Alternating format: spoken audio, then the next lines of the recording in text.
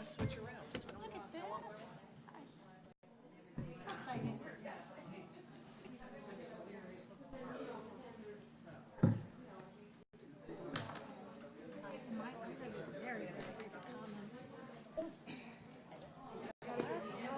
I don't know. Just like Brad Fields with the golfing tournament.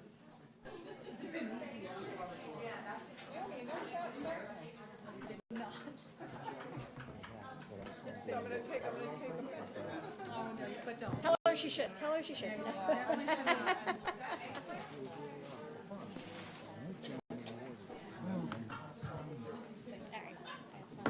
You have a copy of the agenda? No. Yeah. Look at me. Oh God. Oh, I think I left my glasses in there. Look right there. Yeah, I could see how you could use that in there. Oh, did I say that out loud? Oh, there's the mic, Oh, no matter how much I try to lose them, they're still there, honey. They're still there. Keep looking at me. Wait, what? What's that? Sorry, I'm being bad. I know, feel it. We're moving up here in the world, huh? Keep moving over. Okay.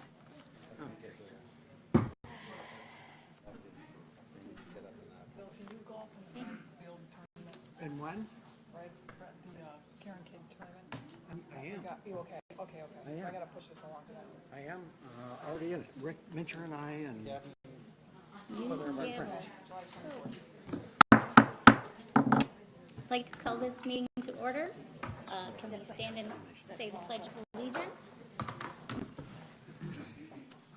Pledge allegiance to the flag of the United States of America and to the republic for which it stands, one nation, under God, indivisible, with liberty and justice for all.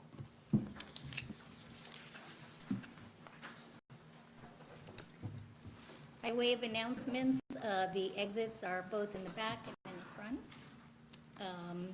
I'd like to call motion to adopt the agenda. Motion. Second. Second by Bob Presley. All in favor? Carried. First item is the election and oath, swearing in of newly elected board members. We have two.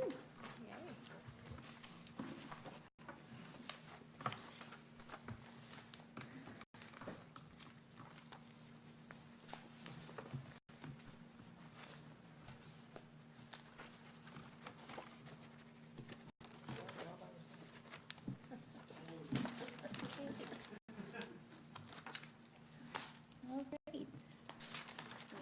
Mr. Casey? Sure. Repeat after me.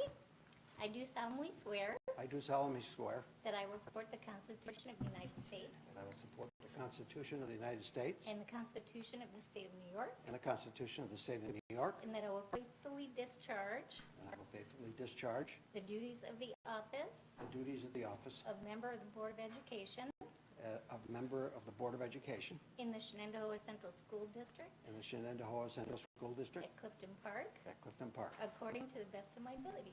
according to the best of my ability. Congratulations. Thank you.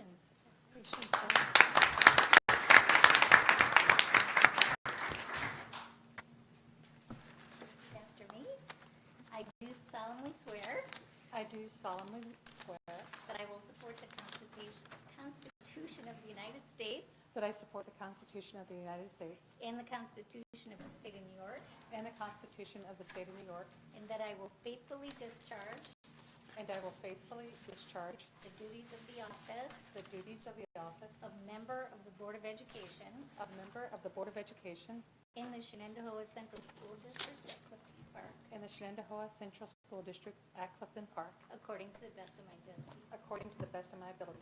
Congratulations. Thank you. You gotta sign that. Yep. Right down. Okay, yeah. She's official. No, I give up. And then now we do election and oath of office for the board officers. I'd like to bring forward the nomination of Bill Casey for president. I would like to second that nomination. Bill Casey for president. Any discussion? for other nominations? All in favor? Okay, motion you. carried. Get a move? Should we move? Yes. Is there another swearing or something? Yes, as far as president. Let me take this. Here's the last one. Yep.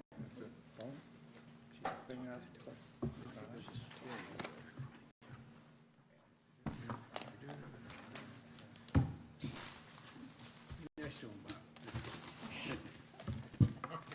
Fellow partnership team. Now we can sit together.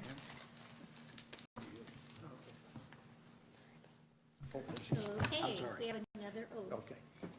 Repeat after me. I do solemnly swear I do solemnly swear that I will support the Constitution of the United States that I will support the Constitution of the United States and the Constitution of the State of New York, and the Constitution of the State of New York, and that I will faithfully discharge and that I will faithfully discharge the duties of the office the duties of the office of President of Board of Education of President of the Board of Education in the Shenendehowa Central School District at Clifton Park, in the Shenendehowa Central School District in Clifton Park, according to the best of my ability. according to the best of my ability. Congratulations. Thank you again.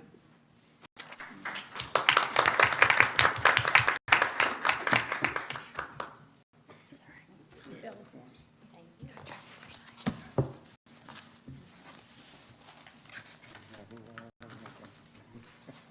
Thank you all. I'm looking for nominations for the position of Vice President of the Board of Education. I would like to nominate Todd Gilbert for Vice President of Board of Education in Shenendehowa. Bob, I show you a second. A second for Bob. Any discussion? All those in favor?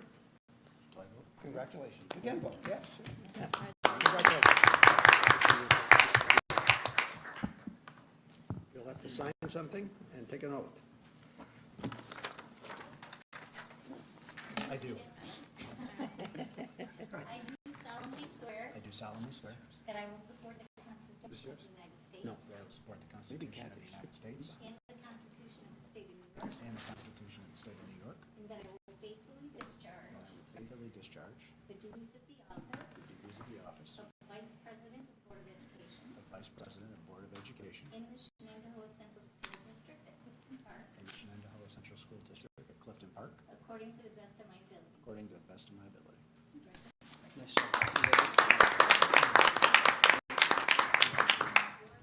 And at this point, we traditionally do an oath of office for the superintendent for another year. Okay. I do solemnly swear I do solemnly swear that I will support the Constitution of the United States that I will support the Constitution of the United States and the Constitution of the State of New York, and the Constitution of the State of New York, and that I will faithfully discharge that I will faithfully discharge the duties of the position the duties of the position of Superintendent of Schools of Superintendent of Schools in the Shenendehowa Central School District at Clifton Park, in the Shenendehowa Central School District at Clifton Park, according to the best of my ability. according to the best of my abilities. Congratulations.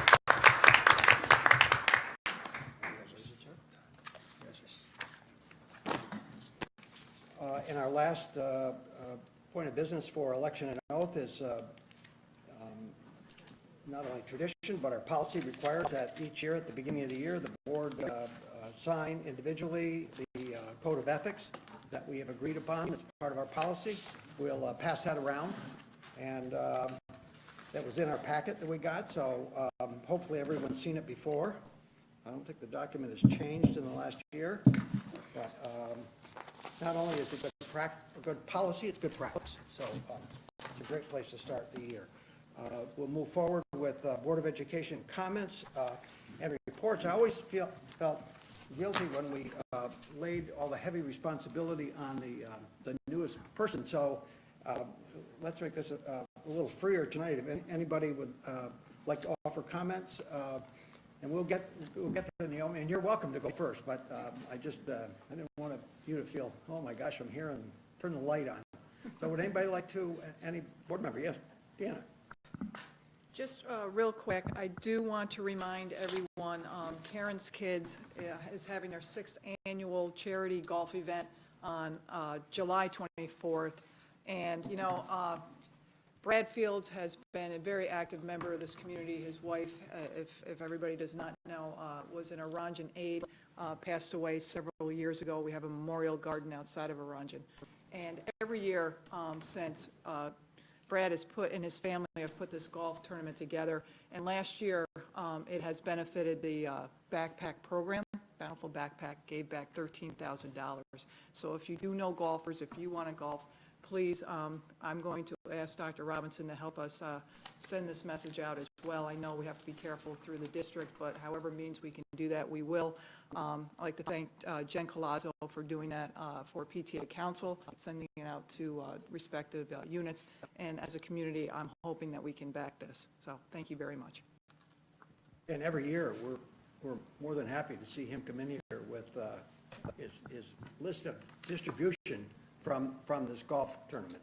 The money, there's no expense side involved with the organization itself. The money is turned over and it's provided to help our district and help kids, so great cause. And I just want to welcome Naomi officially to the board. She's a wonderful addition to this great board of education, but also congratulate Bill as well as Todd on your election to president and vice president. The only comment I have is just we had the opportunity to attend the Shen graduation and assist with handing out diplomas, as well as congratulating the class of 2017. One of the things I just wanted to note, it was quite impressive to see the different types of diplomas that our students graduated with, from advanced regents with honors to advanced regents to, all different kinds of certifications. And it just proves that when you're a student at Shen, there are various learning journeys or paths that you can take while you're here, and there's a place for every student to succeed, again, regardless of what path they do take. So that was just very impressive to see that, and I look forward summer graduation. I didn't miss that yet today. Usually August, right? Summer graduation. I look forward to that because that's also a wonderful event to attend for those kids that need a little extra time to complete their journey here. So that's it for me. Bob? Welcome, Naomi, to the board. I hope you'll find that this is a beneficial experience. You'll learn a lot, and you'll see how much we can contribute to the education of our students. The vote I made was a very difficult decision for me, but I came to that after a very productive retreat. I think as a board, we had some very powerful comments on our potential to work better as a unified body, and I think it allowed us to truly address our differences and start to do that in a way I think that's very productive. So that we can move forward. I trust that that will set the tone of where we can operate as a group, and that needs to be focused on advocating for the education of our students. So again, I'd like to congratulate Bill and Todd for president and vice president. Thank you very much. Before we leave that side of the table, would you like to say anything, or we'll give you another chance here? Sure. First, I'm very excited to be here, and congratulations to Bill also for being reelected, but also as president of the board, and to Todd, vice president, and of course, Dr. Robinson. I also feel the retreat was very productive. I feel even more excited about being part of this group. I feel it's a very mature, very forward-focusing group, focused on the kids first, and I witnessed that firsthand, so that was very exciting to see. I also wanted to share a program that's coming up. Rose Bear is here, so I'm very excited to share her news, and some of you may already know, but Shen will be hosting a First Lego League qualifying tournament on December 9th, Saturday, December 9th this year. This is the first time Shen's done this. This is a very big deal. It's very exciting. We right now have 2 teams. We're hoping to have more, but a qualifying tournament as part of the Hudson Valley program that encompasses a good portion of the state. So this is exciting times. I know that Team 20, the first team that also VEX and FRC, or all of FRC, I guess is really what it is, will be helping in a large way make it possible. They have their mentors and their students will be contributing a lot of time to make this successful, so that going forward, hopefully, Shen will continue to serve in this way. But I'm very excited to be able to share Rose's news, and that's it. But thank you again. Thank you. Welcome to Naomi. And I believe this is your family sitting back here? Yes. And thank you for the sacrifices you will be making with your mom spending so much time at school and so forth.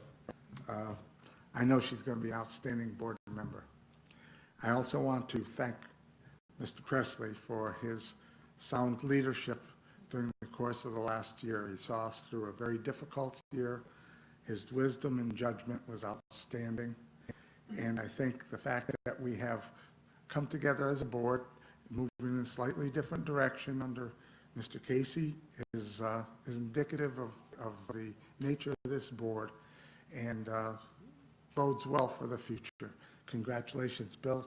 Congratulations, Todd, for your election. Thank you. So just briefly, welcome Naomi, and Bob, thank you. Thank you for everything. Thank you for all that you helped me with last year as well. I appreciate all of that, and I'm glad you're still around to be able to work together with, so thank you. Thank you.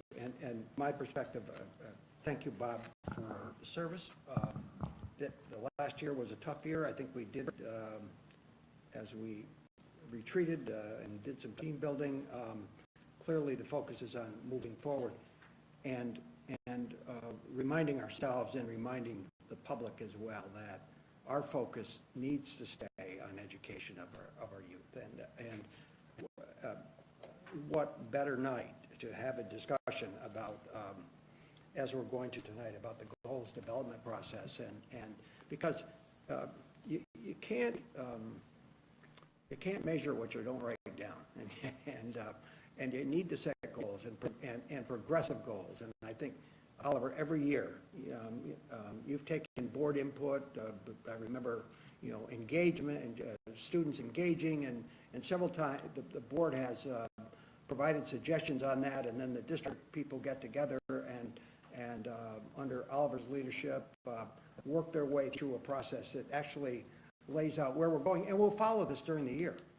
This isn't something that ends up on some shelf, and we come back to it, we look at it, and it's also part of our evaluation process of the superintendent and frankly our evaluation of ourselves, how well we're doing. So I really look forward to this tonight. This is the meat and potato things. I mean, as we talked in the retreat piece about, there's business kind of things, and some of those people can look at it and say, well, you always agree on these things. Yes, we express confidence in our team that puts things together. When they bring bids to us, we know they've been through the right process. We have the right protections. The real meat of what we do is in the policy area and in these the opening session here where we get information items, or when in the alternate meetings when we do the study sessions, and there's a dialogue back and forth. So I'm committed to serving this board and continuing to serve this community, and just thankful and humbled by the opportunity. So thank you. We will move to public comments. Or anyone who would, for residents. I don't think we have students on our agenda tonight. No, we don't. So this is an opportunity for the public to address the Board of Education. Are there residents in attendance? I see one coming forward. If so, please complete the comment form. The reason we do that, and we'll be continuing to work on this, how we respond to folks over time, is we need to know, we need contact information. The board will not address specific comments, but will ask for your name and address in the event follow-up is necessary. The board reminds residents that the public comment portion of the meeting is only one item in the long agenda. We therefore ask that each speaker be as succinct as possible. Remarks be limited to 2 or 3 minutes. We would also expect the residents speak in a respectful and courteous manner, and so as to model proper civility and decorum for our students. We will do the same. Residents may also contact the board via email at boe@shenet.org.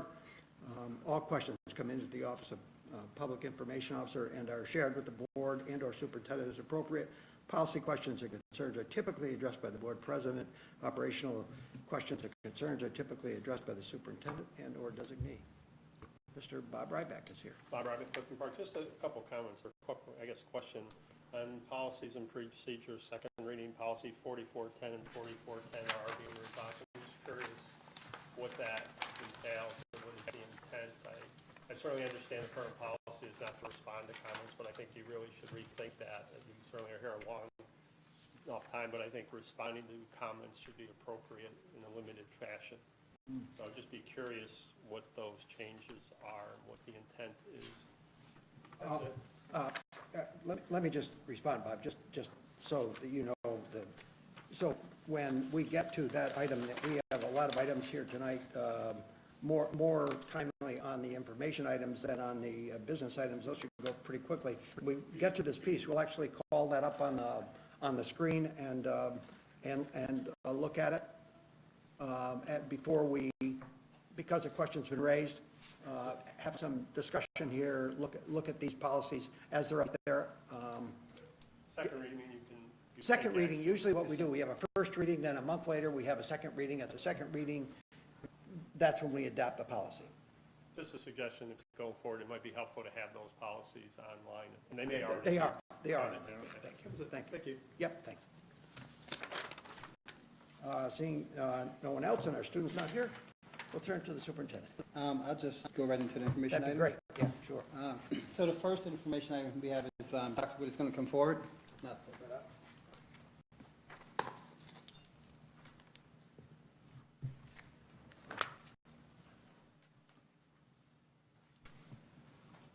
So while Dr. Robinson pulls up the presentation, we have been doing a lot of work over the past year on developing an updated evaluation system for our related service providers. Our related service providers are a unique group of professionals within our organization who make up the backbone of a lot of the support services for our students: behavior specialists, library media specialists, speech therapists, counselors, psychologists, social workers, etc. These individuals have been being evaluated. However, their evaluation instrument dates back to 2004, and in 2004, it was a fantastic evaluation instrument. Times have changed. Evaluation systems and the types of evaluation models that we're using in school systems have really changed a lot in the last 13 years, and with the changes for the teacher evaluation system, the principal evaluation system, and the conversations we're having surrounding the other administrators in the school system, it made sense to also start looking at the evaluation system we're using for these individuals. So why is it important? Why is this, one of our top priorities in this last year in terms of a lot of time investment in revising this plan? We're really committed to making sure that all of our students have access to individuals who really support their needs here in our school system. And we understand how important the roles of these individuals are. We also want to make sure that we have an evaluation system for these individuals that clearly defines expectations for them. And also, it's not just about setting expectations, it's also providing an opportunity for growth and clearly articulating what those opportunities for growth are, and that is contained within this. The evaluation of RSPs, and so why is there a separate evaluation? Why, if they're part of the teaching unit, are they not under the same evaluation system as everybody else? The law is very specific, as in 3012D, which is the law that was initially came out of the governor's office, and then all school districts across the state rushed to be in compliance with. That law is very specific to teachers who have students assigned to them on a roster basis and provide direct instruction to them. It does not cover these individuals. So that was actually good news for us in terms of the fact that we had the flexibility to really think about what is the type of evaluation system you would design if you didn't have something that you had to work with in terms of constraint. So the other good news about designing their separate evaluation system for our RSPs is that their work is very different. The work of a counselor day to day and the expected work performance and outcomes is very different than that of a classroom teacher, and we need to make sure we recognize that as part of the evaluation system. When I talk about clearly defining growth, it's really about having clearly defined targets for what acceptable performance looks like. And because their work is so different, as part of this updated plan, we have identified different evaluation rubrics for each role. Unlike with the teachers and the principals where there's just one teacher rubric, there's one principal rubric. For each of these positions, we really rolled up our sleeves and looked at what are the available rubrics. And I know rubric sometimes sounds like education ease or education speak, but it's really the skills are down the left-hand side, and then across are the levels of performance. So how are they doing on this skill? And then they give description for, is that basic? Is it developing? Is it effective? Is it highly effective practice? And so when I talk about growth, because the rubric breaks down all the skills that these individuals should be showing and gives a clear progression of what the behaviors look like in each of those areas from basic or ineffective to highly effective, we're able to have conversations around, where are you falling in your various practice and how can we help you to grow toward that either effective or highly effective range. So the rubrics are customized for each role, and we're selected by stakeholders representing each of these groups. The annual process for related service providers is changing somewhat as a part of this recommended plan. In September to October, it is really about just establishing a plan for the year. So in other words, what are we going to be doing, recognizing that this is a little bit different than teachers. You're not having a required announced observation or required unannounced observation. Instead, it's going to be which menu option, and this is really, I'm speaking here about tenured related service providers, which menu option is that tenured related service provider going to be selecting in consultation with his or her evaluator. And then we're going to be identifying the dates. So that's the purple column. The three green boxes outline the collection of evidence. So how will we know that the individual, what's the evidence that we're going to use to measure the person relative to the rubric? And that's what those three green columns note. So November to April would be when that related service provider is completing that menu option that he or she would be choosing in consultation with their administrator. And we do ask that every couple of years they change up which menu option they're doing, but they don't have to cycle through all of them. And then there will be a mid-year conference in January or February and a summative conference in May and June. And across those three engagements are when the evaluator will be collecting sufficient evidence in order to provide a rating for each of the domains in the rubric.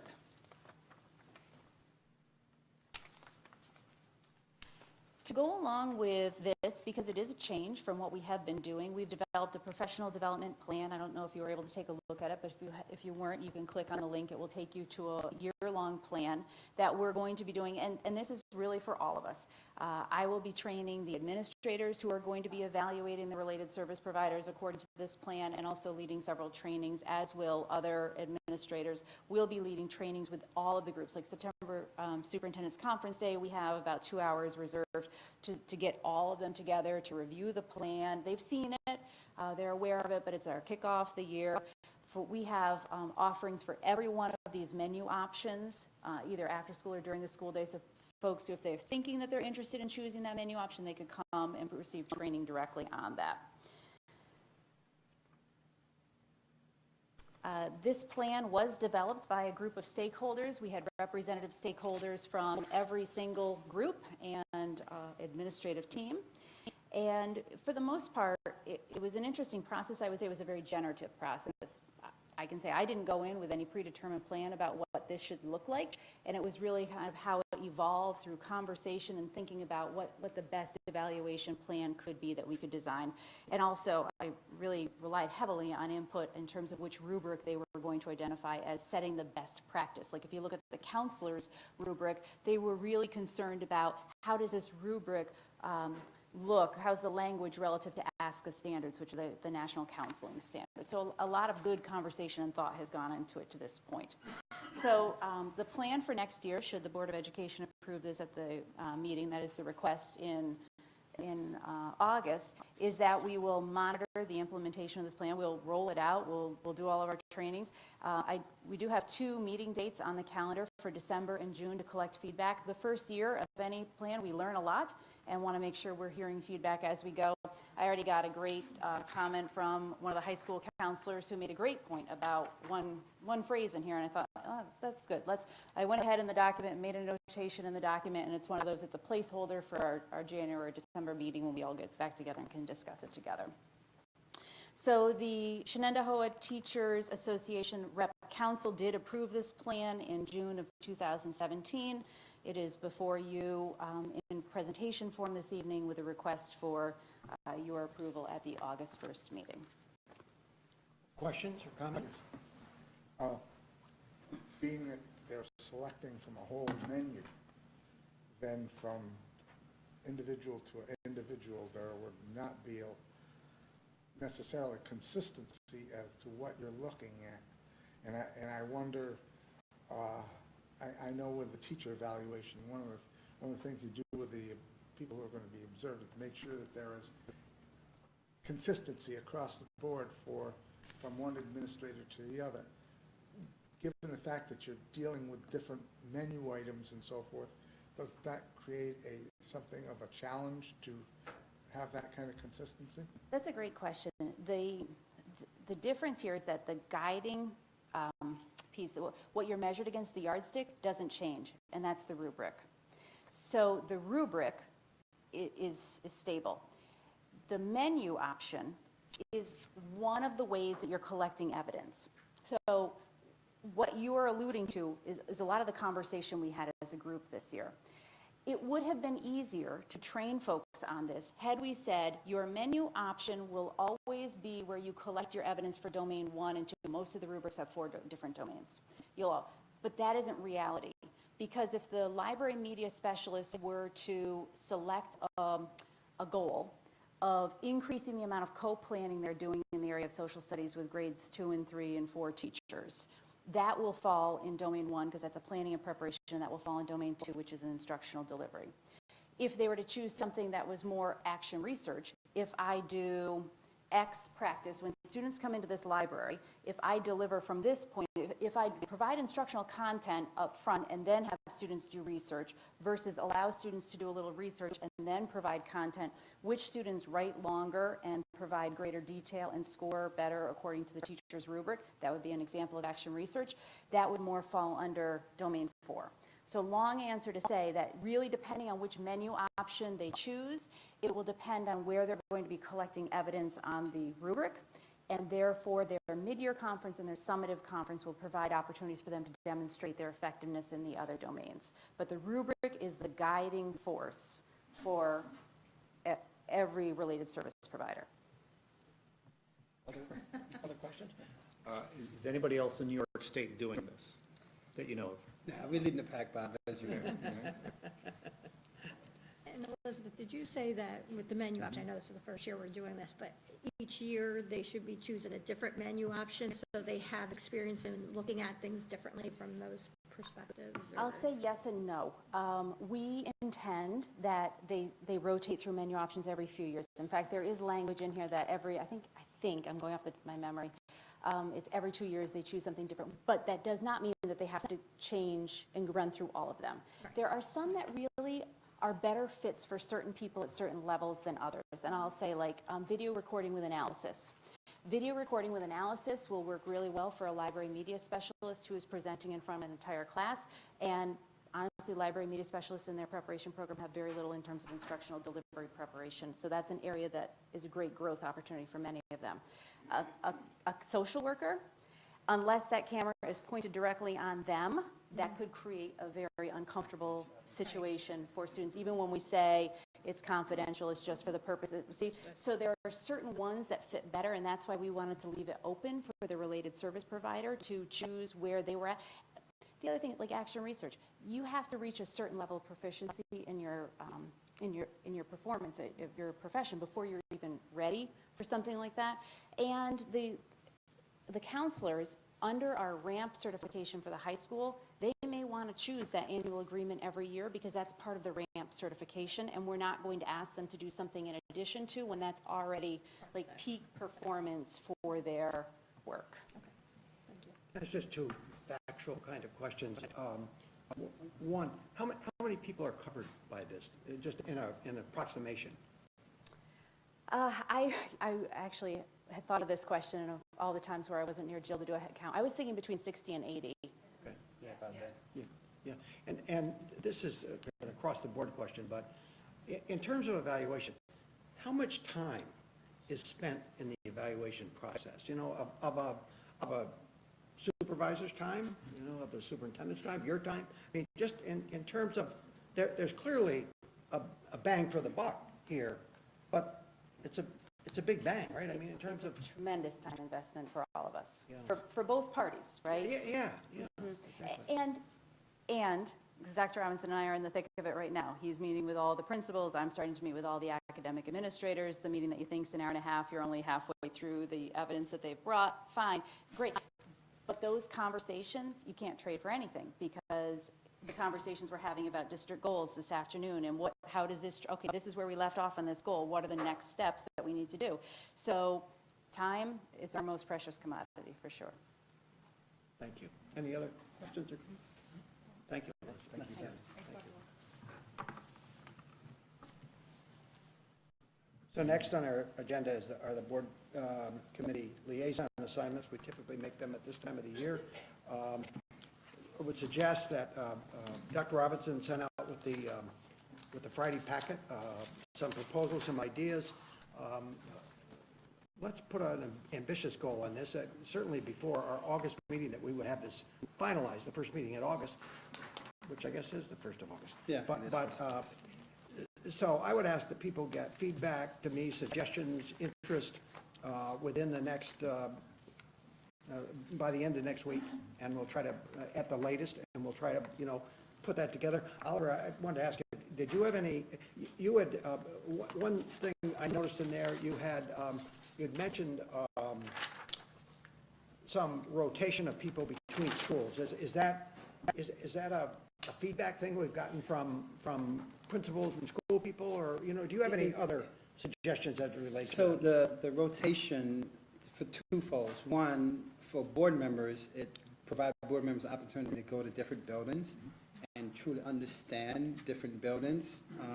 And two, from the building perspective, it's also good for building principals and partnership teams to have different board members on their teams. Because in the same way, we try to have parents and staff rotate on teams. So I think the rotation is a healthy thing. So certainly from the board perspective, because if you have the same building every year, I think you become jaded thinking that all other buildings are exactly the same way. And I think as a board member, it's a great opportunity for exposure.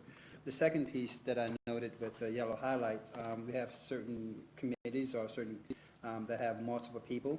And one of the things that we've been trying to do over the years, especially when we have, for instance, the high school partnership team is a perfect example when they had 2 representation on that.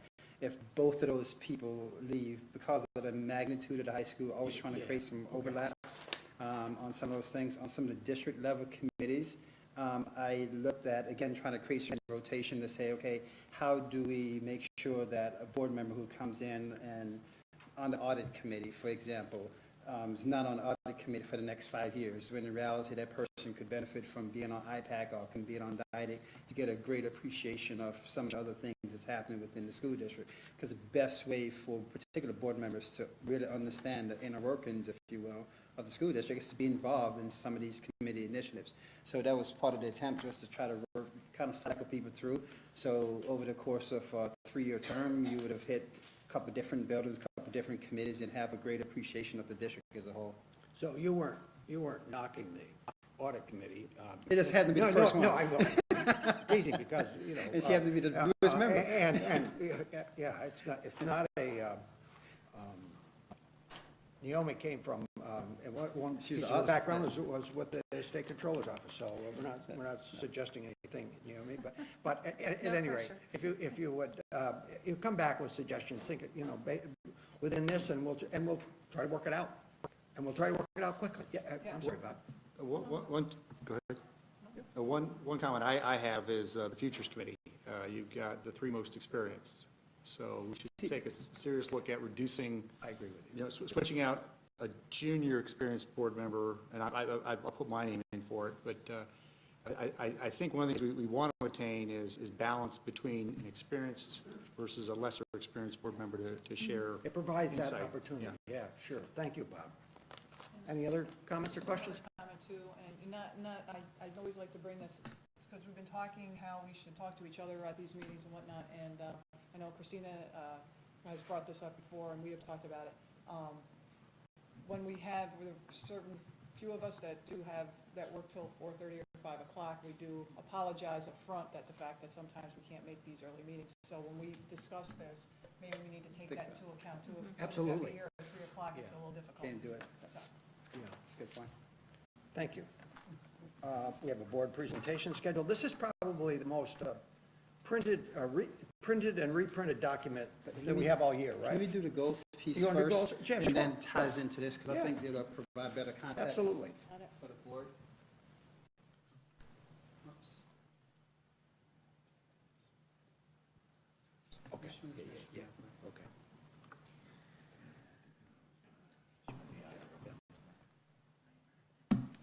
So I want to share this one quick graphic because I think in many ways, people hear about goals development in the district and wonder actually how does that happen? And we end up with nice goals and brochures and people see the end product but try to have appreciation of the process that becomes important. Everything that we do related to the goals start with our mission. Start with our mission statement. In fact, I'm going to share with the board, and this is, I had Kelly before she's out of town, print a draft. This is like, once we finalize the goals, this is what the final copy of the public document will look like, so to speak. So this is like literally hot off the press. It's just, it's looks final, but it's very much a draft. Yep. And I say that because if you look at this document, this is kind of like our public goals document, and at the bottom of this document, we have this great little grid down here. You have one in? And the bullet points you see here, if you read the district mission statement, these bullet points speak to the district's mission statement. So we start the goals process in terms of the big why. The big why, the what, and then we spend a lot of time on the how. How do we best get it done, so to speak? So the mission and the district goals, and so there are 5 district goals. And the 5 district goals are, so the board actually acts on the 5 goals, even though we break the goals down into what we call essential objectives. In other words, we say every year, okay, if these are the 5 goals, what are 3 things in the typical broad areas that we need to achieve by program levels? What I mean by program level, elementary, middle school, high school, district level. And what are those 3 essential objectives under those 5 goals? And so you probably think, okay, 3 times 5, now we're to 15 things. But now those essential objectives turn into program level goals. And so for each one of those essential objectives, we may have 3 or 4 program level goals. So you do the math, and you see how quickly this multiplies. And from there, individual leaders will take and say, okay, what am I doing to support the program level goals? What I mean by that, the high school may collectively say, you know, we're going to do this as a high school. Now, every administrator in high school will say, what am I doing to support that high school thing that's supporting these 3 central objectives, that's supporting the district goals, that's supporting the mission? So if you kind of, and then that goes to the lower level because principals meet with their staff and ask teachers, what are you going to do to support this? And so it's a continuum. And I think that's important because oftentimes people develop goals and they turn into nice little things that go on a shelf. This is not a process designed to be shelved. This is a process where people are engaged in it all the time. And so when I spend a lot of my time thinking about the essential objectives, and I kind of use it as how well do I know the district? It's kind of like my own little personal self-evaluation. And when I say that, but I think about all the things that we're doing, all the information I have, and develop these, then I toss them out there to administrators and say, what would you change? Did I hit the mark or did I not hit the mark?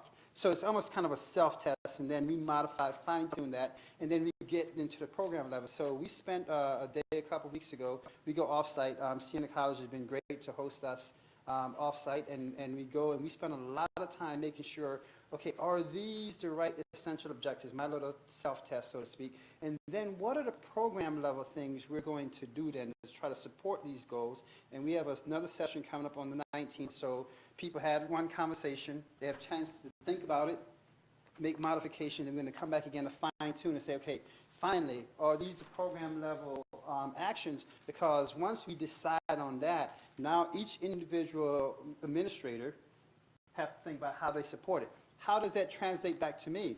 If you go in my office right now, you'll see, and I still print things because I just can't read documents on the computer.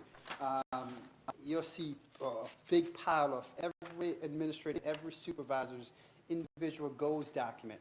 And I get them, and the reason why I get them, because it's also the reason why my self-test is not a blind self-test.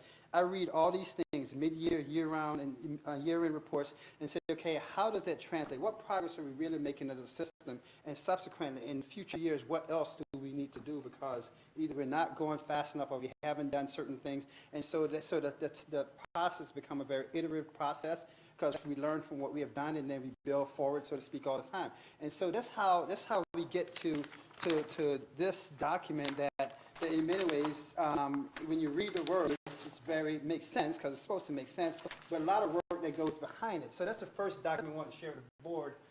So as you see here, this was actually a document I used at our Leadership Academy. And you see the big thing of the focus for today. In other words, I didn't want people to get distracted on the green. Focus for today was make sure that we hammer out the program level things. In other words, we have 8 elementary schools. All 8 elementary schools need to come to consensus on, okay, these are some topics that all 8 of us will be working on. We may work on those things differently, but these are the areas that we're working on, because different people are at different stages, if you will, and different needs, but some consensus on those kind of things. And so the next piece of it, which I have here, in the world of summer work prior to July 19th. So on the 19th, people should be coming back with some thoughts on, okay, what am I going to do as an individual leader now to support that? So that's our next set of conversation. We'll go through all that, and I get all the information and fine-tune again, and come back with the board with the final goals, the 5 goals that the board is going to ultimately approve. So I want to show you the next piece of this process real quick here for the board. Does this make sense? Yes. Before I transition? Yeah.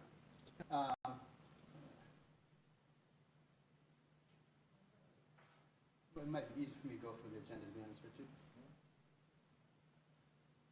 So the next piece is, and actually, no, let me just go back to one. Let's go to this one.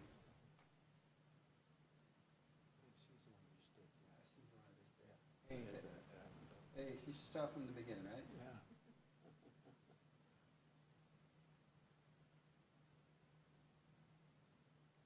Okay, it's taking a bit longer to load. Must be a big document.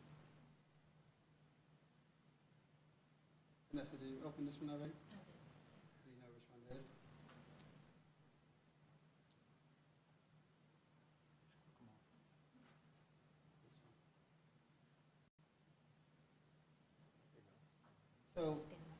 So I just needed Vanessa to come forward and look at it. So this is a little bit hard to see.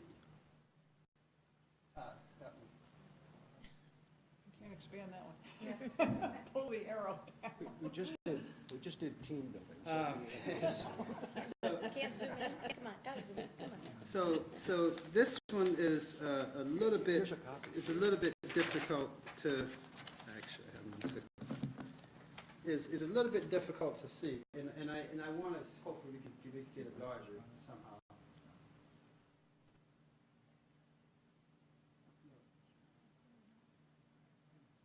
That's where it usually is. Okay, so we're going to get the real tech guy. So as Ken come forward, this template is you'll see once you get a little bit bigger. The top part are the 5 district goals, and then the second half of it are the essential objectives. Because I just use those terms, so I want you to have some sense of what those things look like. So can we go a little bit bigger, Ken? So for instance, if you look over here on the instructional goals, and what's highlighted are some suggested changes. And the suggested changes came from thinking about things that has happened over this past year, things that has conversations here, the board level, conversation in the district, conversation otherwise, and we started thinking about, okay, when are we thinking about instructional goals? So words matter all the time, because once you define something, you use certain terms to send a certain message. And so the instructional goals, using terms like embodying. We want people, we just don't want an engagement. We just don't want kids to do school. We want kids to become. If a student is taking an art class, we don't want to say, oh, yeah, I'm just taking this class versus I'm becoming an artist. And so we want that engagement, that real engagement. And we, ironically, I chose art because we see that particularly in our unified arts, in art and in music. you don't have a kid say, I'm just taking a music class. You have, I'm a musician. And so we want kids to say, I'm not just taking a science class. Hey, I'm being a scientist. And those kind, I'm not just taking a math class. I'm being a mathematician. And so if we want that to be the mindset of our students and subsequently also the mindset of our staff that's working with our students, our goals need to speak to that. Our goal statement need to speak to that. So one of the recommendations I'll be making to the board for our instructional goals is to in fact modify that goal statement that basically says that improve student achievement. By the way, all our goal statements start with the same thing.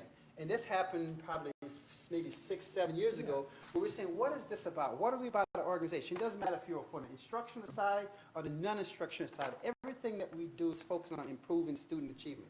And so improve student achievement by embodying a vision of learning. Because I just don't want to say we have a vision and no, embodying means you got to think about how does that impact you and how do you impact that vision of learning. So we all have a role in it, so to speak, by promoting engagement. That's going to be the big theme, and you're going to hear that from me, Superintendent's Conference there again, because we've been doing a lot of things building towards this, by the way. So we talk about cultural competency, we've been talking about one-on-one, all these things about how do we make the learning experience much more engaging for kids, especially where we are still very much in a time where assessment is seem like the one thing people focus on and not necessarily the experience of the school itself that makes the enriching experience of the school. So that's one of those areas that we really want to focus on, put the engagement piece on there, and how those things are supporting innovation, because we've been talking about innovation, how those things are supporting academic rigor, and how those things are supporting curricular relevance. And so the instructional goal, the yellow that you see, there's a proposed change to really talk about, again, how do we have the goal statement bring that mission of the district to life, so to speak. Under the organizational culture, one of the things that we talk about culture, well, culture is supposed to embolden a sense of feeling. And so before, the words that we had in there, they were good, but they didn't give that message that we want our schools, our school culture to embolden a certain feeling, a certain sentiment, a certain degree of respect, a certain degree of understanding. So power words, if you will, to really send the message that this is not just simply a statement on a piece of paper, but actions that we want by all parties. On the human resource side, ironically, the term that I put in there, and I'm going to see like I was on an I was in like on an E mode some reason, because it went from engagement to embolden to employ. And ironically, HR, again, very action words. We want to employ a very comprehensive human resource model to hire the best people. And very action words, or action-oriented words as well. Under the budget and resource side, again, the one piece that we always had programs. And ironically, it's so funny, my words, my definition, I see programs as being all-inclusive. Some people didn't see programs as being all-inclusive. Some people saw programs from an academic perspective, the programs that we're providing to students, and didn't see that as the services that's being delivered. And I thought, that was an interesting one, actually, that was brought to our attention by one of our supervisors, department supervisors, said, hey, I'm not sure this really captures what I do. And I thought, I'm not going to debate it. We'll just make sure that it does. And so that simple addition of the word service to that piece speaks to that piece of it as well. And the last piece, operational support services, it's interesting. When we first put this together, this goal, it was really talking about those operational support pieces. But what happened then, people started saying, well, if I'm not engaged with operational support services, I don't have to look at that goal. Well, the reality of it is, it's about how do we, in fact, have those process and practices that's conducive to learning, working, health, and safety. So the addition that we put in there was learning in that sequence of things. Because, and again, a perfect example of this past year, the board has heard many presentations of how we're trying to revamp the athletic fields. And so if people don't think, that's the grounds department. But the reality of it is, it's not the grounds department. It's the athletic department. It's the physical education department. It's all those things, and all of a sudden it enhances a lot of things. Or you hear operations dealing with asbestos replacement, and people say, well, that's the operation thing. Well, the reality is not operation. It's about how do we have library space. And I think about this library because when we change carpets in any place, we have to think about asbestos tile. If we change lights, we have to think about asbestos tiles and those kind of things. And how do we then ensure that that when we're thinking about those things, we're thinking about how does it impact the learning environment? How does it impact the experience for kids? And so now it's everyone's responsibility, so to speak, as we look at those kind of things. So we go through this process, and I'm sharing that with you because eventually the board will be asked to approve those 5 goals. Because from those 5 goals, we come up with these essential objectives. And what we try to do is not have the essential objectives so different from year to year, because otherwise it becomes a schizophrenic process that, well, yeah, last year we're working on that, and now we're working on this, and now we're working on that, and can we ever get anything right before we actually move on? So we don't want the process to be schizophrenic. So what you see, even in the yellow, and I did it deliberately, you'll see some areas that will change a little bit more. There's some areas, 1 or 2 words that talk about how either we build on the progress that we've been working on before, or some areas that we need to change the terms, because quite frankly, either we need to put greater emphasis on certain things, or using words again to shift the direction a little bit as we move forward. So I'm going to shift to one more graphic, before I do that, I want to see if there's any questions about this, Deanna. Dr. Robinson, how do you stimulate your team to do this every year? I mean, do you start, and when I'm thinking about it, did you... Like what I'm doing right now. No. Do you know what I mean? Do you know what I mean, though? Because you're not stagnant. You're changing. You're what? In the beginning, was it a strategic plan for this far, and this is how you wanted to get there, or is it a moving target every year? Like, how do you? So you know, the beauty of it, Deanna, is so it's all that and some. And I'm not being sarcastic by that comment, because you have people say, these are our goals, our next 3 or 4 or 5 years. But after a while, that does become very stagnant. And the stimulation comes from the quality of work that people are being asked to do, and the challenge that's embedded in the work that people are being asked to do. And so that then provides people, because you know that, okay, you know what, I really have to do this well. I really have to work harder in order to do it well.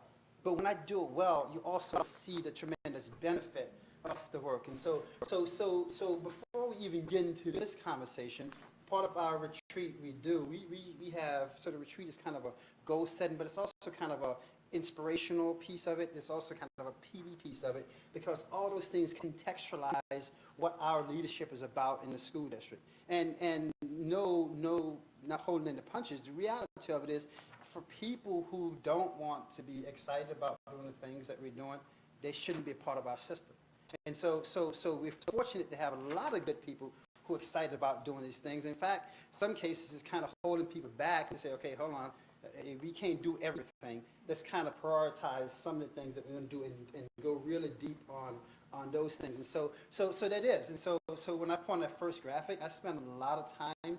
That's why I get the benefit of looking at mid-year stuff, the year-end things, and think about all those things that I'm seeing what people are really into, and then trying to figure out how do I weave those things together with the right essential objectives, so to keep people focused and motivated and on the line, so to speak, as we move forward, and also people empowered then to talk about how do I then take my individual piece. So I pretty much stop at the essential objective piece, because if I start coming down now and start saying, hey, Gary, you need to do it this way, you need to do it this way, all of a sudden, okay, well, when you tell me what to do then, and I'll just do it.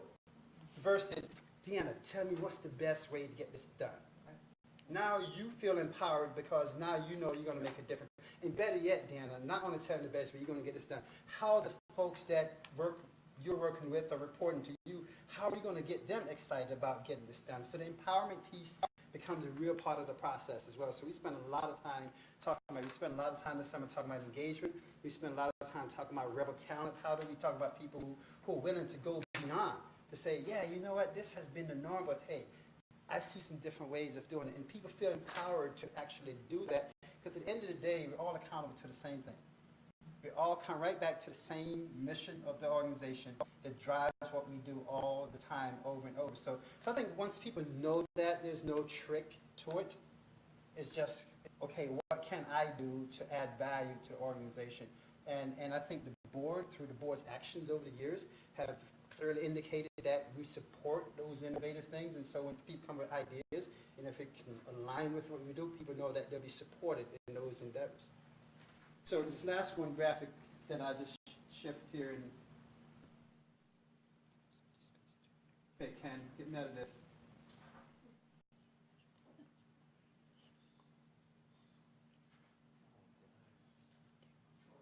Agenda. What's that? Control minus. I just want to close this one out.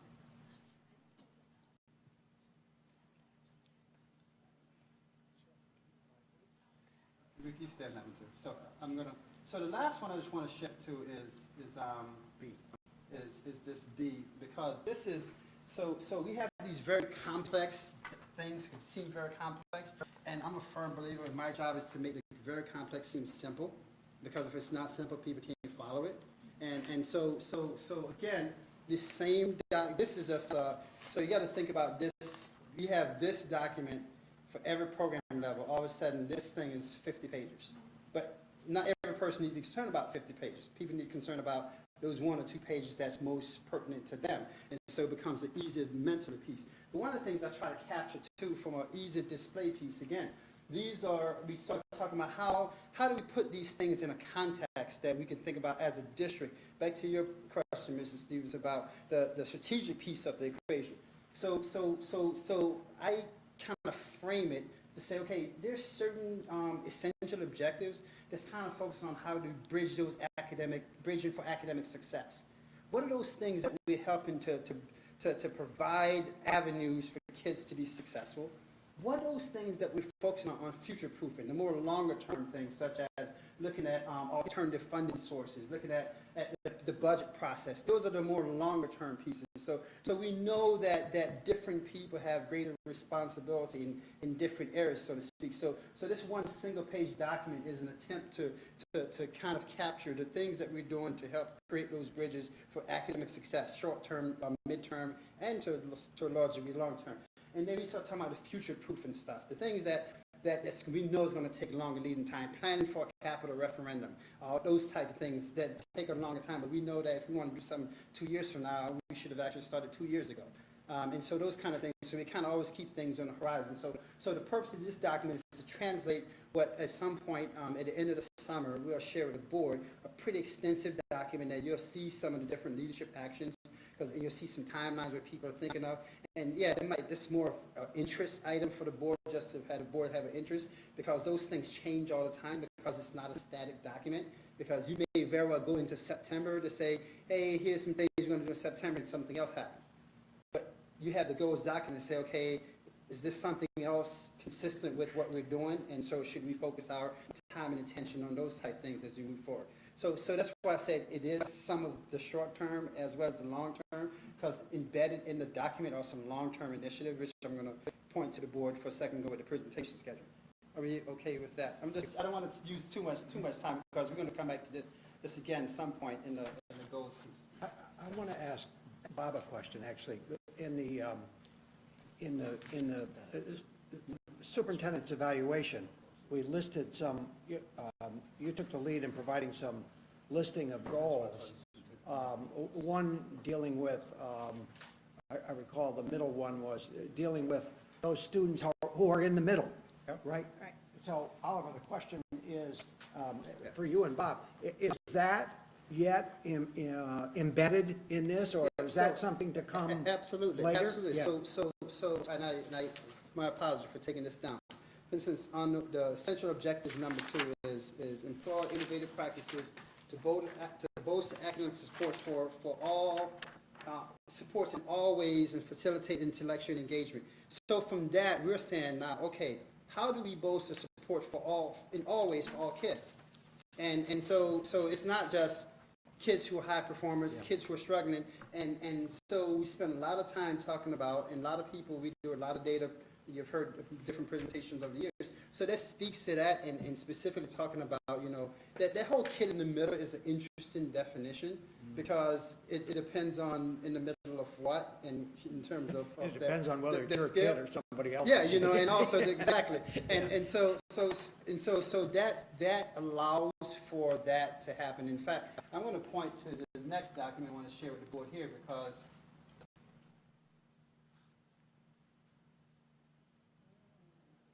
again, it might just be easy for me to click on it, because I'm very cognizant. Oops, so cognizant I skipped over on one. I'm very cognizant to the fact that when we bring information to the board, is also part of our accountability process. And so I sit around this summer and start thinking about, what are we going to do for the whole year?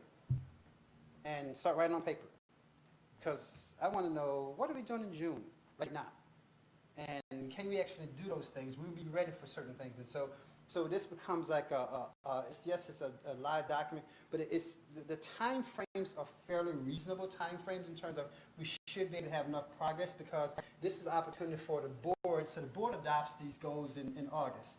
We share these goals, statement and some essential objectives with staff at Superintendent's Conference Day. And okay, the board will say, okay, we did our job, we adopted goals, okay, that's all no, that's not the case at all, because we use study sessions as a way to update the board on goals. And so if you look at the study session calendar, I'm trying to avoid being in the way here. No, that's fine. If you look at the study session calendars, for example, here we are, this is today, July 11th. And so all the things that we have today are the things that we're going over right now. And so I started thinking about, okay, what are some things that came up through the evaluation process? So the one way that the board influenced the district goals very directly, and probably the best way, the most effective way for the board, is through evaluation of me. Yeah. So if the board's saying, hey, Oliver, you guys did well on these things, but not so well on these things, or maybe want to consider looking at these things, then okay, now I have to think, okay, this is what the board wants. This little flag wants me. This is what the board wants, and then how does that then fit in the context of the things that we're doing district-wide? Because the reality of it is we can't just have, oh, I'm going to do these things because the board wants them, because those things aren't, one, they won't last if they're not attached to structures within the system. That's right. So therefore, the part of my role is, okay, how does this attach to structure within the system so they live beyond the evaluation, the board's evaluation of me. They become a part of the fabric of the school district themselves. And so therefore, as I said, they live beyond that piece of it. So I think about those things then from the conversation that I had with Mr. Press in this case this past summer, and say, okay, you know what? One of the things that the board has been talking about, and rightfully so, was what's the impact on this whole opt-out stuff? You know, are we still going to have some impact, or is that as strong as before now as it is? So, you know, we have a great opportunity, because every year we come to the board and talk about results, 3 through 8 score results and region scores result. Perfect opportunity for us to attach that to say, when we talk about 3 through 8 scores, let's talk about where are the trends in opt-out going. Is it going up or down? So all of a sudden now this opt-out conversation isn't just a singular separate conversation. It's attached to something that we do every year, because every year by law we have to do is reporting on 3 through 8 scores. So part of my thinking is, how do I attach this something to ensure that it happens consistently, so you as a board member know that, guess what, at some point in August or September, you're going to hear about opt-out from the prior spring. And so it becomes an automatic piece that you know as a board member. You don't have to guess about it. You know it's going to happen at some point, either August or September. And I said or because we have to, it depends on when we get the information from the state that dictates when we do that. And so, in fact, I already changed this date already, just based on a conversation I was having, that we're going to push that later on in August, because as I'm sitting here now, almost mid-July, and we don't have the information yet, I'm thinking August 1st might be a little bit ambitious to get the information from the state analyzed and be able to do it to the board. So at some point, the board will get what I'm calling a refusal analysis, because it's not a real opt-out, it's a refusal taking the test. Some point, the land purchase process I put on here, anticipating, who knows, in August we may be at an opportunity point. So the green things I'm just highlighting, I'm not going to highlight everything on here, that great could be in August, you might be having a conversation about where we are with the land purchase or land sale, let me put it that way. Of the property, maybe looking at those kind of things. The veteran exemption, the board approved an exemption last year. Okay, so people want to say, what's the impact of that? The question was asked in the budget process. We didn't have an answer for you because we didn't have information. However, the board is going to be asked to, we're going to be doing year-end financial analysis and approving tax levy. Perfect time. We're approving tax levy.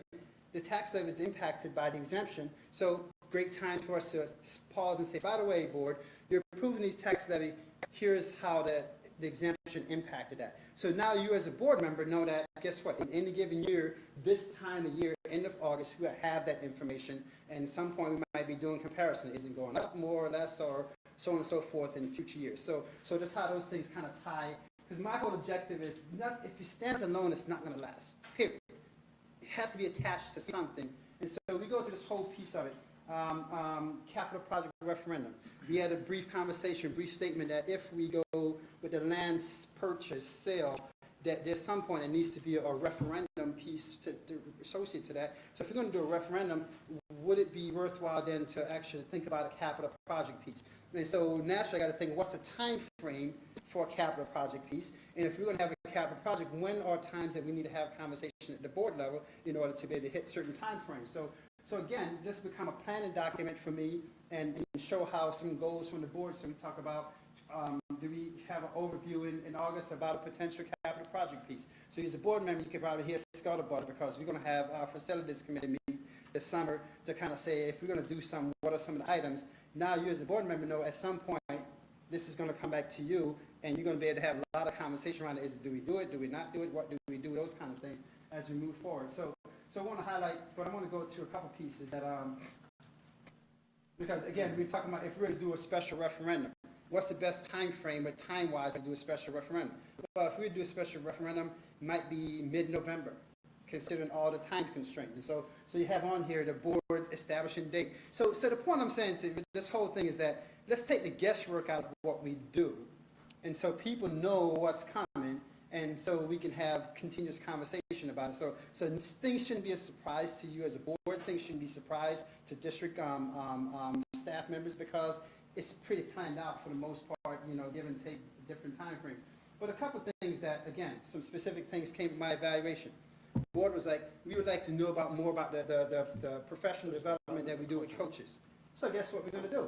In October, we're going to have a presentation on the PD that we do with coaches. It's not a district goal. It's not going to go in our goals document because something's already happening. But it's information that, quite frankly, I know, the AD know, but you as a board have never seen in a comprehensive way. So because it was a thing came up in the evaluation process, it's a great opportunity to do a presentation on that piece of it as well. I just want to highlight a couple others before we go. The wellness piece. We've been talking about the wellness piece. We've been expanding on. In fact, I think there's a agenda item coming up some point to expand. We just expanded the contract. And so, okay, so some point we should bring back to the board, say, what are we doing? How well are we doing? What does this mean? So you as a board member, you hear about wellness center and all those kind of things that we've been talking about. And beyond just the mental health, how we do provide other supports to kids. Great opportunity at some point in October. The board is going to hear about that. Again, came up as through the evaluation process in terms of the board thinking, what's going on with this? What's going on with this? Hey, superintendent, what's going on with this? Well, hey, board, October 24th, you're going to hear about this piece of it, and it may lend to more questions or not. One more that I'm going to highlight, then we'll stop the whole conversation, was actually two. So conversation came up, and I just put on here a placeholder. If we were to do a special referendum election, we have to have a date for it. So you as a board know that any dates are by law, we kind of, it's not science. I look at 45 days and count back, 20 days and count back, 7 days and count back, and this is the ideal date for it. So it's not arbitrary, me just picking a date. It's kind of picking a time frame and kind of back and see what the dates are. Even we've been talking about redistricting, those kind of things, and boundaries. And so this is why this is perfect time to talk about that.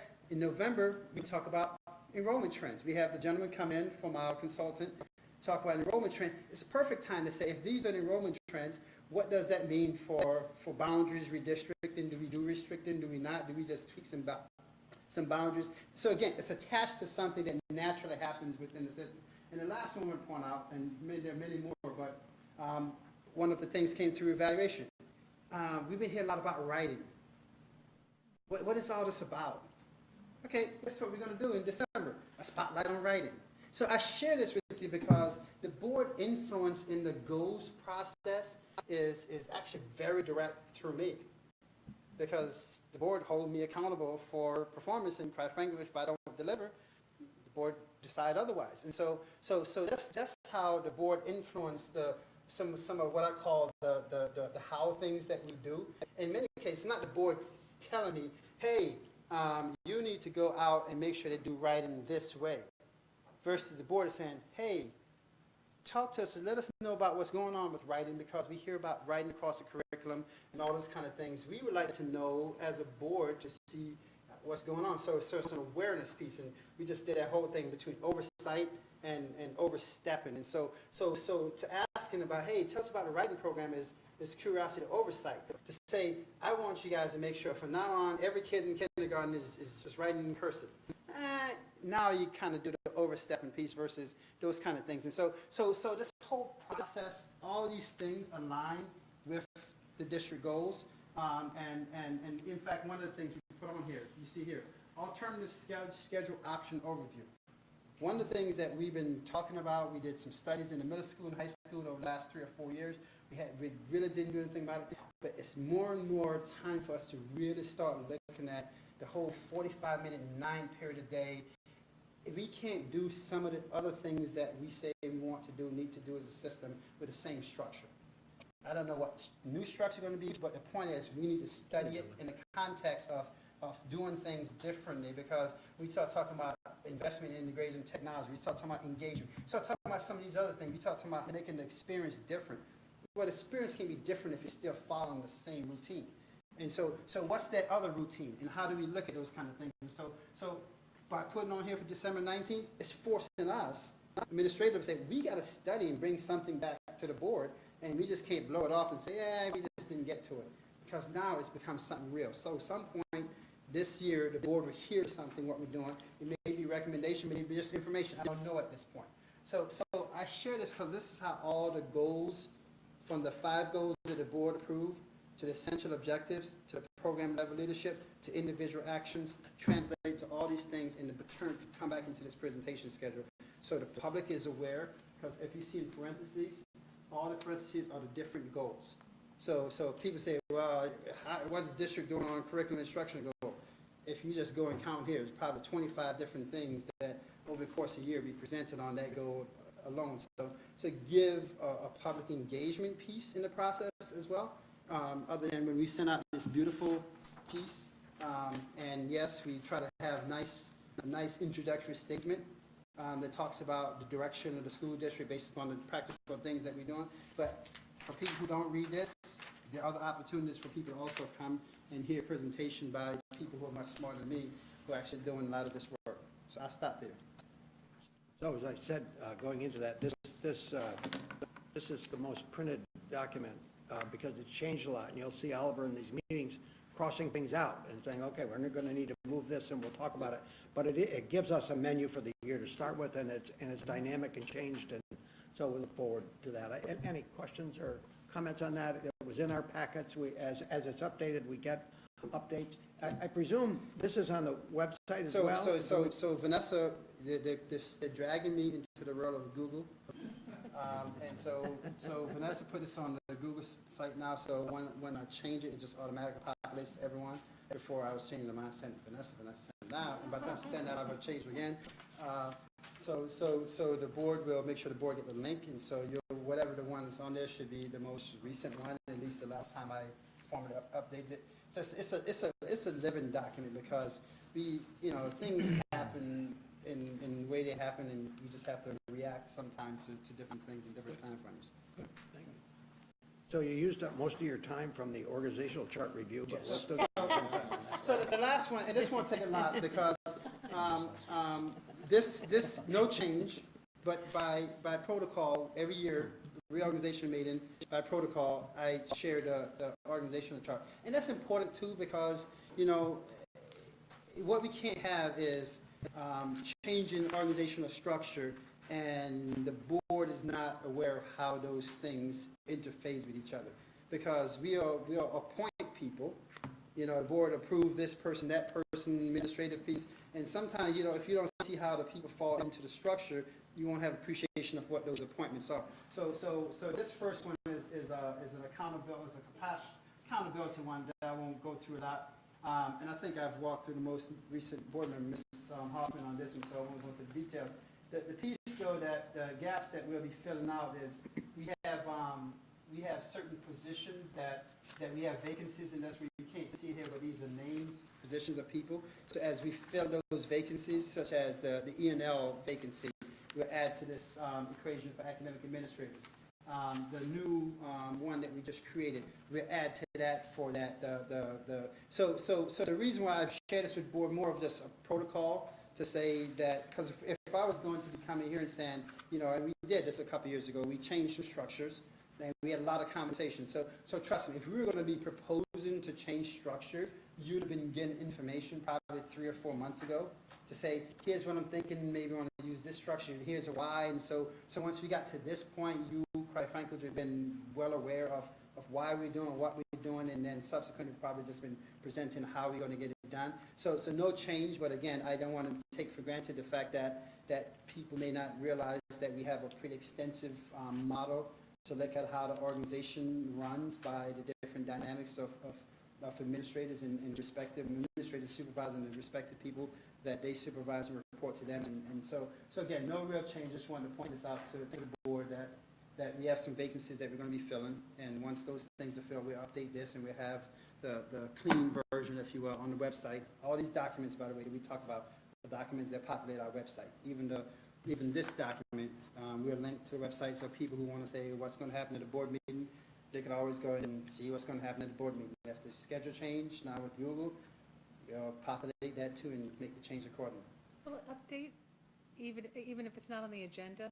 So this document. So once we kind of finalize the goals, so probably September we'll put this, Kelly will link this out there on the board page. And so now, don't ask me how it works, but all I do now, I'm going to trust me. Vanessa, Google speak to Google, and so this is out there. The reason why it's out there because some people may have a curiosity of, hey, what is the board going to talk about this or that? And so this is a good guide to see when the board's going to talk about certain things. Okay. Is that? Yeah, any questions or comments? Thank you. Thank you, Oliver. You must be out of breath at this point. We'll move on to consent items. I think because of a couple quirks in terms of who was here and who wasn't, we will break up the minutes. So let's, can I get a motion to approve the treasurer's report? Christina, second. Bob, any comments? All those in favor? We'll move forward on the minutes. We have minutes of June 6th. Motion to abstain. Motion, thank you, Bob. Second? He abstained. I'm abstaining. Abstaining from that, okay. I'm sorry, I want to be You should clear. abstain from these. Yes. Correct? On the minutes? Yes. Probably. All things from prior Okay, board meetings. yep. So you're abstaining on the June 6th. June 6th, you're at June 6th. Can I have a motion for the June 6th? Deanna, Todd, all those in favor? With 2 abstentions, thank you. And June 20, can we get a motion on the minutes for that? Christina, second. Deanna? Any one abstention? I'm going to abstain. Another abstention here, 2 abstentions, all those in favor? 5 votes in favor. Move on to action items, where we have approval of a couple sets of annual appointments, authorizations, our bank depositories, and authorization of employee bondings. Can I get a motion to approve number 8 action items as one item? Deanna, second. Todd? All those in favor? Thank you. Again, I'm should I sorry. abstain from this one? Because these are for, These are going moving Move forward. These No, are you moving can act on forward. it. You can Yes. act on it. so I should. Yes, you can act on it. Thank you. Your first vote. There you go. There you go. Yeah. Good job. So easy. On business items, 8E, could I get a motion for items 1 through 6, which are bids and change orders and contract things that we typically see? Could I have a motion? Todd, second. Bob, any discussion? All those in favor? I want to pull out scholarships and local grant donations, number 7. Can I get a motion on that? Christina? Second, Deanna? I'm sure with appreciation, right? I do want to point out on that particular one, scholarships and local grant, almost 10,000 in grants and scholarships in the month of May, including, I want to underline, $2,500 from the Student Senate for a high school building fund. So very generous of the Student Senate, and with great appreciation on that. All those in favor? Motion carries. And then we have school lunch prices, 2017, 2018. Can I get a motion on that? Deanna, second, Christina. Any comments or questions on that? Always, we're in the pack, right? Yeah, so you saw that comparison? Mhm, yeah, yeah, You see that, yeah, Yeah. saw the comparison piece. okay. All those in favor? The motion carries. And then can we get a motion on 9 and 10, district cell phones and district credit cards? Todd, a second, Bob. Any questions or comments? This is one of those things that we should do anyway every year, just in terms of laying out from an accountability perspective. All those in favor? The motion carries. And then free and reduced meal policy. Can I get a motion on that? Christina, second? You pulled that. I've got the wrong, I'm sorry, I've got the wrong. Oh, yeah. I'm looking at the Me wrong too, I had page here. older Yeah, version yeah, too. thank you, I've got the older version. Oh, that's right. Thank you. That was the one. We'll rescind the motion now. Mrs. Mylott, we'll move forward on acceptance of special education placements. Let's get a motion for that, and then we'll ask for any questions. Christina, Bob? Mrs. Mylott's here. Any questions for her on these? All those in favor? Motion carries. Mrs. Bush is right behind you. The tag team here, approval of staffing recommendations. Let's get a motion, and then we'll have Jill speak to us on this. Todd, second. Deanna? Briefly, we have 9 new teachers, and we have one in the audience. She is Caitlin Dollard, new art teacher, so it was very appropriate, the comments about having our students be artists. So welcome to Caitlin. And we have 2 retirements with appreciation. Susan Keeler, retiring after 31 years as a teacher aide, and Liz Pitts, and she's retiring after 14 years, and she works in the district office in a school lunch program. Any questions or comments? All those in favor? Thank you. Congratulations. Yeah, motion carries. Welcome. Welcome. And we move to policies and procedures. Mrs. Carmen, walking around the corner here. So it finally dawned on me, Becky, why Mr. Ryback raised the question about 4410, both the policy and the regulations. And I think it has to do with, it goes back to the issue of campaigning, or, what activities in that reign of things are acceptable and not. And I don't, I think maybe I'd ask the board for a motion for the rest of the policies, and let's have us just look at that to make sure there's absolute clarity there, that there isn't. And I don't mean here, but let's at the next policy meeting, let's look at those 2 from the perspective So of. here's a problem we have. Yeah. Okay. This has to be printed, code of conduct by law has to be printed Okay. for the school year, so Okay, that's so we'll ask the So let me policy make a committee to note, go back too. and. The policy was not changed. changed, exactly. The policy has no changes, and you'll see that that's noted in the agenda. The code of conduct is the 4410. That's what's been changed. That's our internal document, and that's used for Discipline purposes. discipline and for conduct of student behavior and staff and visitors. So am I, maybe I'm on the wrong track here. I'll admit that. I was looking at this thinking, I'm sorry, I didn't look at conduct. I was looking at maintenance of order and school property, because that's been an issue, just a lingering issue, but one we ought to look at in terms of public conduct.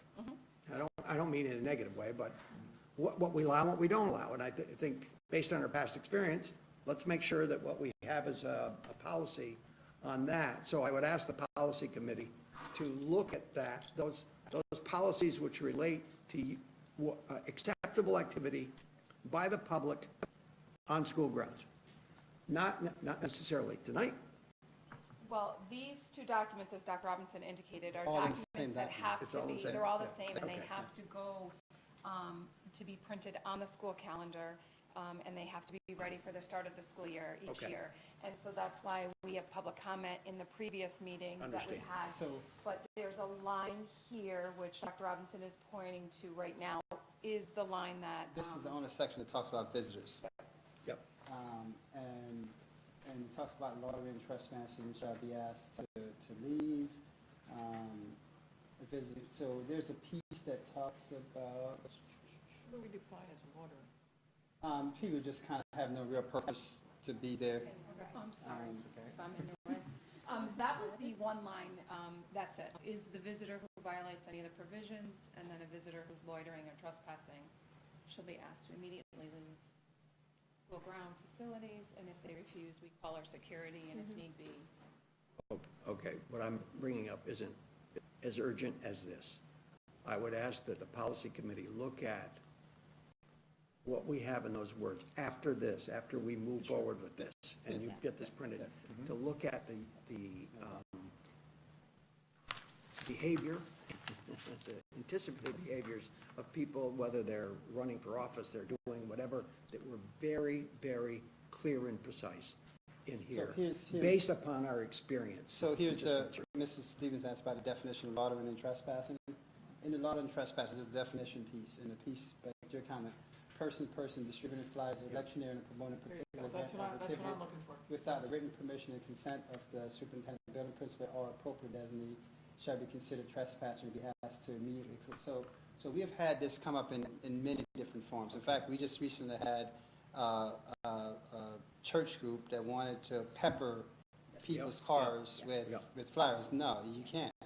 And so even I'm going even back to my when Brent was the head football coach, and they were petitioning for come out to vote for the track, and the sports boosters group wanted to pepper people's cars with, and the answer was no, because again it's the same electioneering type things that we have on. So I say this because this language has been around for a long time, and so it goes. It doesn't matter if it's something for the district. The point is, when people are coming to visit or coming to an event, they're not especially come out to be lobbied or to do otherwise at the school site. So that's the intent. So this language has, and I mean, we don't have to exercise it too often, but when we do, we want to know that there's a consistency. Absolutely. Yeah. That's why I was raising that question. So that's that language piece. I'm glad you asked the definition, because I knew that was going to be under, and I couldn't remember if that's where that was. So back to Bill's point, what if a change is needed? For example, if something comes up and you push it back to the policy committee, so it has to be approved tonight. I understand that. But what's the protocol? We just go through a first reading, second reading again. The policy committee generally meets every month. They look at a whole block of policies. Once they go through their process and get input, this is comprised of board members, teachers, administrators. I think there's a public person on there as well. At any rate, there's a first reading. It comes here, we see it. If we don't adopt at that time, then we move on to the next meeting, the next. Or make any changes that are recommended. We make any changes, we get feedback. It's posted. What we used to do, though, Todd used to read off what was coming up, and we kind of got away from that, I think. Preview. Kind of a It preview wasn't of really the It was broad just subject matter. Well, we never really went into what the items were. We just said coming up. Right. Yeah. Not, there was no like an in-depth look of it. Right, but we don't, We haven't done that in That's a what I'm saying. Yeah, Maybe we can talk about that from a Let's do communication this, 'cause he wasn't perspective, here yeah. a couple of times. Yeah. Right. So after I totally confused this, could I get a motion to approve the policies? Deanna, second. Bob? Should I abstain from this one? No, you shouldn't, no. If you're comfortable, You can, if you're not comfortable with acting on them, Yeah. that's fine. But we'll still have an opportunity to revisit them, I guess. Yeah, I'm comfortable with that. you probably should have stayed then. Yeah, this is second reading, so this is, Yes. upon approval of this, That's this is my point, yeah. approval of the policy, yeah. Okay. Yeah. Any questions or comments? So one abstention then? One abstention. All those in favor? 6 with 1 abstention. That moves back to public comment. Same rules as before. Anyone from the public like to speak at this time? If not, we'll be moving toward adjournment with notice that our next meeting is Tuesday, August 1st. We'll be meeting at 6 o'clock here, and then August 22nd. That's always, however went through, is sort of what's on the agenda for that night. A lot that night, last-minute appointments, and Just one note, Bill, I will Yes. be absent August 22nd. I'll be out of town for that meeting. No, we don't approve that. So, I do want to, I want to thank the board again for indulgence tonight with a meeting that started at 4 o'clock, and it's now 20 of 9. Thank you for your indulgence. The break you got is that we won't have a second meeting in July, so we expect some credit for that. And could I get a motion for adjournment? Todd, second. Bob. All those in favor? Absolutely. Meeting's adjourned. Thank you very much. Right.